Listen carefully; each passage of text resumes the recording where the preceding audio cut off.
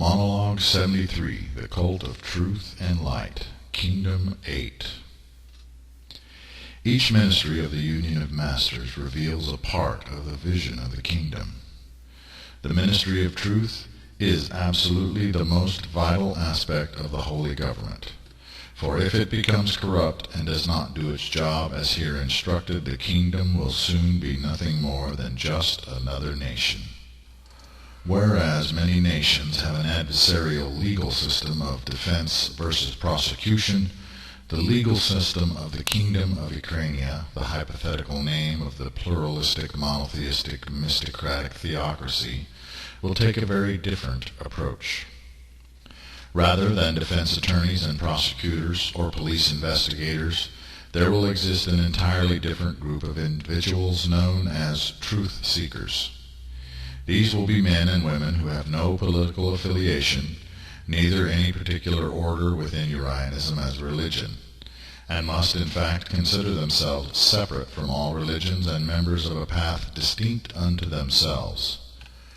Their religion is to be the truth itself, both figuratively and literally, and they will develop their own spiritual practices and techniques within a deliberate and esoteric cult of truth and light, the Order of Uriel.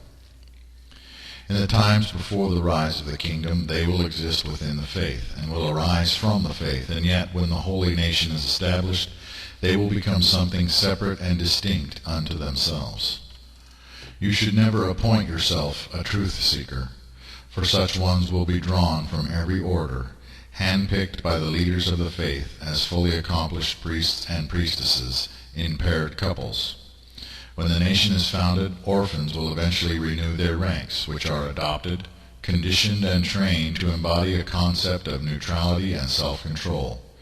Each must undergo rigorous training in deductive reasoning and logic, psychology, mentalism, and ethics, as well as being educated in standard police work and investigative techniques from around the world.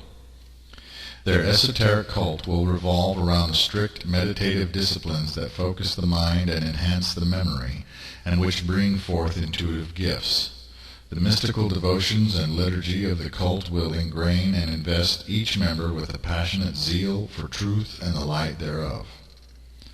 They shall not live among the people, but shall dwell in their own separate monastic-like communities, and all will be sterilized, unable to have children. Accomplished and proven truth seekers will adopt the orphans of the kingdom. It is of note that all orphans within the kingdom will be adopted by the state and raised as children of Elyon, prepared for special training and purposes within the government and military. Each must be lovingly raised and trained to a higher standard of living and being, so that it will become an honor and a privilege to be an orphan within the kingdom. Pairing men with women, based on in-depth testing for compatibility and complementary factors, will have both psychological and interpersonal benefits, and will make truth seekers less susceptible to sexual manipulation or the distractions of romantic yearnings. Each truth seeker must have at least one person in the world that they can utterly trust and confide in, and who can act as a conscience and a grounding factor in their lives. Living in their own communities, truth seekers will be insulated from the corrupting factors of human society, and will be afforded greater security from intimidation within their own secure strongholds. In a sense, their training should be of such a nature that each truth seeker becomes a human lie detector. In concert with psychic sensitivity and scientific training in psychology and criminal investigations, they must also undergo ordeals that harden their own minds and hearts against the tactics and tricks of deceivers, and the fear and horror that may be seen in their work. Routine random drug testing and internal reviews within the Ministry of Truth will further ensure the integrity of the organization. There will be 7 agencies within the Ministry of Truth. 1. Political investigations. 2. Religious and spiritual investigations. 3. Civilian investigations. 4. Military investigations. 5. Financial investigations. 6.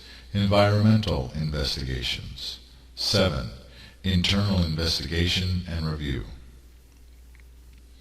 The goal in the investigation of any matter that requires an investigation is to find the truth, and nothing but the truth, both the facts and the circumstance. Truth seekers are not charged with proving anyone's guilt or defending anyone's innocence, but only with uncovering the truth as it is, rather than how anyone may want the truth to be. Because they are not out to get anyone in trouble and are painstakingly trained to be nonpartisan, so that their cases are routinely reviewed to ensure their integrity, the need for warrants is dispensed with. Each agency will share data and databases, though certain restrictions may need to be put into place as per an agent's security clearance and rank. The Political Investigations Agency is to be the watchdog, sniffing out corruption and ensuring the integrity of the political system, as well as investigating every would-be candidate for office. The Religious Investigations Agency is charged with rooting out the inherent hypocrisy and nasty secrets often hidden within religious institutions and among the clergy. The Civilian Investigations Agency will be the largest of the agencies within the Ministry of Truth, for it is responsible for investigating all crimes within the civilian population, ranging from crimes of domestic abuse to smuggling, from bank robbery to murder, etc., etc. The Military Investigations Agency will be specifically responsible for maintaining the moral, ethical, and lawful integrity of the nation's military and police force, to be discussed in its own section.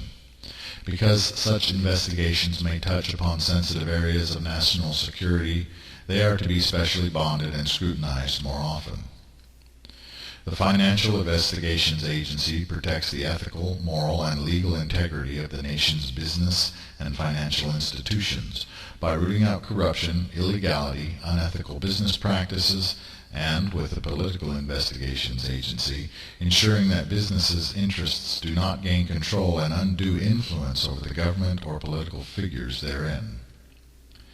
The Environmental Investigations Agency will watch the earth, sky, and water, and will work with the Financial Investigations Agency to ensure that business interests are not breaking environmental laws. Moreover, their task is to maintain a running investigation on the health and well-being of the environment in general. The Internal Investigations and Review Agency will watch the watchers, and is to be insulated even from other truth seekers with their identities often kept secret. They are to run routine and random lie detection tests, drug tests, and must be vigilant for corruption and unethical behavior of any kind. These will be the highest-ranking members of the cult of truth. There will be truth seekers assigned to local, provincial, and national posts. The Ministry of Truth will not be answerable to any other branch of the government, though in a sense the national press is to be their watchdog, and anyone may file a complaint with the government, ecumenical councils, or senates, with a charge of abuse of power, which will automatically trigger an investigation into the conduct of any given or named truth seeker. Yet such an investigation must also include looking into the case of the one filing such a complaint, and filing false complaints must result in serious penalties. The Ministry of Truth is not law enforcement, and although its agency may work with police, they are not to be the police. The police are to be the first line of defense against criminals and are to enforce the laws and bring cases before the truth seekers, presenting what proof they have already obtained as witnesses and as the initial questioners, first people on the scene. The head or master of the Ministry of Truth should always be chosen by an internal process of testing, review, and by the criteria of meritorious service. The National Ecumenical Council and the National Senate are to review and question all possible candidates put forward by the Ministry of Truth for the post, and make a decision from among those candidates. Candidates for judgeship are to be put forward by each agency to serve as judges in matters pertaining to the agency's cases, and are then reviewed and interviewed by the masters of the Ministry of Truth. The names of the candidates are put before the Senate and Ecumenical Councils as dossiers, and the Senate and Ecumenical Council must decide from the pool of possible candidates who is to be appointed. No lobbying or personal discussion is to be permitted with the candidate to avoid influence. When a truth seeker has finished investigating any matter, or has gone as far as he or she can go in investigating any case, the facts are to be put before the appropriate judges, who will then determine the outcome. Those charged with crimes must appear and may speak on their own behalf, and may be questioned by the judge. But ultimately, all rulings are to be made based on the facts in evidence. If a judge feels that he or she does not have sufficient evidence or facts to make a ruling, he or she may set the case aside as an open file and make a decision later as new facts arrive. The housing, care, and feeding of those charged with crimes is the job of the Ministry of Defense. No one who is not charged with a dangerous offense, and no one who is not shown to be a danger to themselves or others, may be held for more than 24 to 72 hours, based on the seriousness of the unproven threat that the person charged may or may not pose. In the courts of the kingdom, when someone is clearly guilty or admits to guilt, and such admissions are found to be credible, then sentence would be rendered immediately. Such would be the case if someone was recorded or filmed committing the crime and is clearly identifiable within the audio or video footage, and is clearly shown to have committed the crime in said footage. I will leave the development of more in-depth legal precedents and procedures, rights, and penalties to the founders and builders of the kingdom. Yet I will say very firmly that balance, compassion versus retribution, wisdom and true justice must always be at the heart of every law and code. Whatever you apply to women must also be applied to men. Whatever you apply to Urians must also be applied to non-Urians, and vice versa. Favoritism and prejudicial treatment are the rot that has destroyed the legal systems of many nations. If a charge or accusation is brought against any member of the government or religious institutions, that charge must be thoroughly investigated by the Ministry of Truth, not to find guilt, but to discover the truth, whatever that truth may be. Proven attempted bribery of a truth seeker should result in serious punishments, for such is an attempt to pervert justice and cloud truth, and a great offense to the Holy Spirit. Indeed, to make influencing truth seekers more difficult, they should have a public name and a private name, and the identities of judges should be masked. Moreover, it is essential that only that which is vital to national security, seriously vital, be kept from general knowledge. Do not hide the truth from the public simply because that truth may be damaging to the government's power, or to important individuals of the government, or because the truth might frighten some people within the nation. The rich and powerful are to be held to a higher standard, in fact, because where much is given, much should be required. However, the truth seekers themselves must be held to the most exacting standards of all, because they will have such great power within the society as a whole. A truth seeker who abused his or her office, who has a personal vendetta or bias, could do great harm to the nation and to the lives of individuals. If a truth seeker is shown to be intentionally abusing his or her authority and position, that truth seeker should be brought to account. If the intentional abuse has resulted in someone being falsely imprisoned, executed, or otherwise punished, so the false seeker would be publicly reprimanded, stripped of office, and may be subject unto the lash. If someone was executed unjustly because of intentional misconduct, the guilty truth seeker, who would then become a false seeker, must be incinerated alive in a specially constructed chamber where the heat is administered very fast and extremely hot, almost instant incineration.